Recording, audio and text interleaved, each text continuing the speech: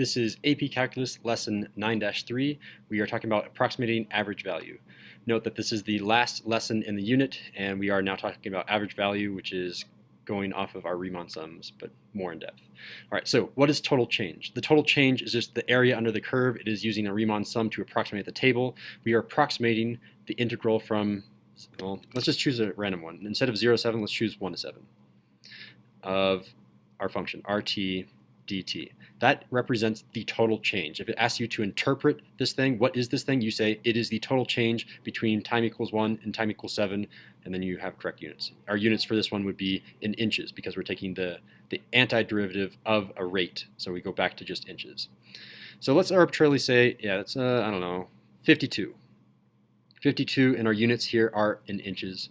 What is the average value going to be? So the average value is the same thing as the total change, but now spread over all of the time that we have. So between 1 and 7 for this case. So again, it's between 1 and 7, capital RT dt. It's the total change, but now divided by the interval that I'm talking about, 7 minus 1. And what is that thing approximately going to be? It's going to be the same thing, 52 divided by 6, which is approximately, what is that, like 8 2/3, so 8.667. And then what are our units? I really urge you to pause the video now and think about what are the units here. I'm dividing inches by a time, so maybe it's inches per hour. What is this thing? If it's just an average of this thing, the units are the same as this, but now it's turned into an average. So this is still in inches. All right, average value of f. This is the general formula. This is the most important thing to take away today. This is going to be the integral between a and b, these bounds, a and b, of whatever function you're given, f of x dx.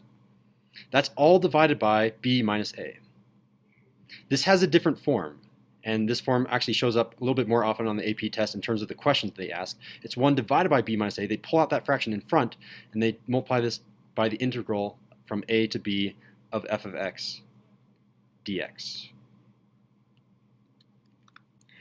So there are 4 ways to approximate integrals, and we've talked about the first 3 of these. The 4th one will be brand new, but I also want to show you what happens when we look at a table too, and I want to do a quick sketch. So that's the setup.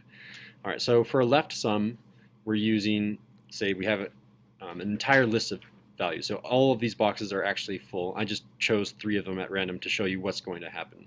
So if, with a left sum, I'm going to use a and b, and I'm going to subtract them to find this interval. So I guess I'm finding an interval in between here. How far have I changed? And then I multiply that by the height of f of a. So I'm really, in this table, I'm doing b minus a, all of that times f of a. And I really stress, don't memorize this formula. This is just showing you, this is the shape. It makes this little L shape. And then what does the graph look like? So the graph will look like, I have a point, and I go to the right of that, and then maybe I'll have another point up here to make a bar, and I'm going to go to the right of that. I don't want to point there. I want to point up here, and I can go to the right of that. This is what a left sum looks like. I'm using the leftmost point and extending that to the right to make these rectangles. Okay, so this would be, for example, my a, this would be my b, and the value that I multiply this, I do b minus a to find this distance here, this distance b minus a, and then what is the height? The height is not b, f of b, it's not anything else, it's f of a, it's this height right here, f of a here, this is f of a is your height. So this is b minus a times f of a, that is the area of this rectangle that I'm looking at. Let's talk about a rightmost sum. So again, same table, all of these are filled, but the ones that I use are a, b, and f of b, kind of this other shape. So the way that this looks like on a graph, so let's go ahead and choose a point here on the right. I'm using the point on the right to make the entire rectangle. I'm choosing a point on the right to make the entire rectangle. I'm choosing a point on the right to make the rectangle. So that's what a rightmost sum looks like in terms of its graph. It's not using the leftmost point. The leftmost point would be down here or something like that. Rightmost point would be up here.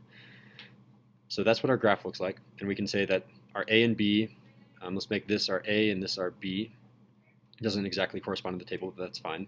So what am I doing? I'm doing b minus a to find the interval, so I'm doing this interval right here. So it's going to be b minus a to find the distance that I've traveled. And then what is the height? The height of this rectangle here, it's not f of a. I went up to f of b. So this is going to be times f of b. All right, it's worth noting what values I actually end up using in my table. So in my table, I use all of these values, and then I use all of the leftmost values. And then what values do I use for the bottom row? I don't actually end up using this value on the right. So I use all of these boxes, but not this one on the right for the leftmost sum. Rightmost sum is very similar. I'm using all the values on the top, but instead of using all the values on the bottom, again, it's restricted to strictly these values, and I don't use this leftmost value on the f of a, I guess. All right, let's talk about a midpoint sum. So again, this is still review from yesterday. How do we find a midpoint sum? We have to find all of these values. So we're actually using three values. I do the distance. Ooh, I don't want to use highlighter here. So I'm doing the distance between A and C. And then I'm using the value in between here for the height, f of b. So what does that look like? So say I had tick marks here, here, and here. And I guess I could continue going on. So let's say I had 3 points here. So I know that my height that I'm going to be using is f of b. I'm using that middle point. So the height should go through this point. And then it ends at these intervals here and here. So this is A, this is B, this is C. This height that I used was f of b. So if that's f of b, our formula over here becomes c minus a to find the total base distance, and then the height to find the rectangle is f of b. So this is the general shape that I'm using. It's a T shape instead of an L shape. And then what values do I use? Let's go back to our highlighter. So again, we are going to be using kind of every other value. So we're using this value, and this value for our top values. We don't actually use the B, but we do use these points in between. So it kind of goes every other. And the shape that I usually make in the notes is I do like this symbol up here, and then it connects down to this symbol like this. So it makes that T shape correctly. All right, and finally on to our new type of sum, so a trapezoidal sum. And it actually uses all of these values, and it is the most exact out of all these methods that we've been using. I think Kaylin actually mentioned this last year in pre-calculus. Couldn't you use a trapezoid to approximate the area? And the answer is yes, you can. So what does that look like? So let's start with a picture first. So on our picture, let's go ahead and make some points. So I'm going to make a point here, here, and it's just slowly going to increase. So before we would either choose a leftmost or rightmost, or we'd have to skip some. This one uses the left and the right, but doesn't skip any. So normally we'd be like, okay, a line like that, no. A line like this, no. What we're going to do instead is we're going to connect the two with a straight line like this. This is the first time we've ever actually done that, where this actually approximates the area. So when I do that, I need to, of course, have the end intervals like this. This would also connect up here, down like this. And you'll notice that we're making these triangle shapes up here. So it's like a rectangle with a triangle. This should be a straight line. It's not a curved line in your notes. So rectangle and triangle. All right, so how do I find just the area of that rectangle right from the get-go without having to divide it into triangle shapes and doing a bunch of geometry? So it's just judging by the area of a rectangle formula. So let's mark this up a little bit more. So let's say that this is my A and this is my B. How do I find the area of this rectangle? So, and I'm going to write down the formula over here. So the area of a rectangle is the average base, and that's going to be times the height. So what do I mean by base? Average base, let me write this in maybe, we'll do blue. So this is a base here, this line, and this is also a base. This line right here. I wish I could write going the other direction, like rotated 90 degrees. But this line is a base, this line is a base, so I need to find the average value of these two. So the average value of f of a and f of b. So what I'm doing here, if I'm drawing similar to what I've done in the past, it's the average of these two. So take the average of those two, and then I'm doing the distance between these two, and I'm multiplying those together. And if you don't like the word average, maybe you just like adding them up and then divide by 2, because it's always going to be using 2. So it's really going to be doing f of a plus f of b, all of that divided by 2, because that's the average of f of a and f of b, and that's going to be multiplied by the height. The height is going to be well, the height in this case is this direction. This is the height right here, and the height is really the distance between A and B. So that's going to be multiplied times B minus A. The height is not the same as it was for these previous functions because I rotated 90 degrees, so I got my bases correctly. I also want to go over one problem from the homework so we have a good start. So in using correct units, explain this meaning in the context of the problem, and there is no problem, so the context is going to be a little bit vague. So what does this mean? Let's do our complete sentence. 1 over 10 integral between 0 and 10 of capital H of t dt. That means, and this is just going off of our notes before, it's the average temperature. So it means average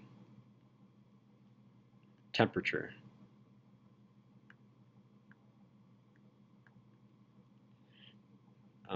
I guess of H of t. Okay, and then what are our units? Our units are the average of H of t, so the average of the degrees is degrees. So in degrees Celsius. And then what is our interval? This integral is from 0 to 10, so from 0 to 10 minutes. All right, on to part B. Using the trapezoidal sum with 4 subintervals indicated by the table. All right, so I'm going to move this a little bit up in case we need more room. So trapezoidal sum, this is our first time actually applying this. Trapezoidal sum says I'm using this value and this value to subtract to get the height. So the height is going to be 2. So when I set this up, I say 1/10, I'm just rewriting this, 1/10 of the integral of 0 to 10 of capital H of t dt. That is approximately, and here's our approximation. So the height here is the difference between 0 and 2, so it's going to be 2 times, and then the average of the bases, average of 66 and 60. If you don't know how to find averages quickly, just add them both, then divide by 2. The average here is 63. So it's going to be 2 times 63. And then I'm going to add with the next one. Distance between 2 and 5 is 3. Average between 60 and 52 is 56. So it's going to be 3 times 56. And then I'm going to add, next one is 5 and 9, so that's 4. 52 and 44, that makes 48. So it's going to be 4 times 48. All right, last one, 9 and 10, that's just 1. And 44 and 43, it's halfway in between, so 43.5. So it's going to be 1 times 43.5. Oh my gosh, I totally made a mistake here too. I need to have all of this stuff, come on, I want to grab all of it. All of this needs to be multiplied by that fraction out in front. I was doing the integral, but I forgot to include the fraction here also. So this should be a 1/10 here as well, because I'm finding the average of these values. This is the area. Now when I divide by 10, it's the average area. All right, so what is this thing going to be? This is going to be approximately, when I do all my math, 52.950, and our units are going to be in degrees Celsius.